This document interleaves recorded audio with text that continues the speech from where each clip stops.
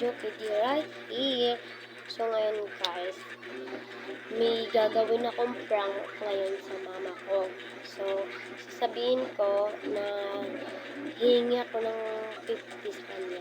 Kapag nakahingi ako, bibili ako ng pagkain para makakain ako.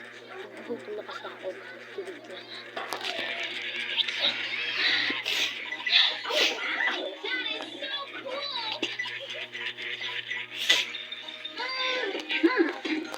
Click up here or follow the link at the bottom to download our Russia and the Bear coloring here or here.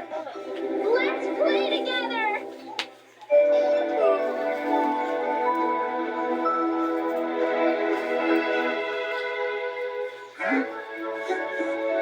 That was a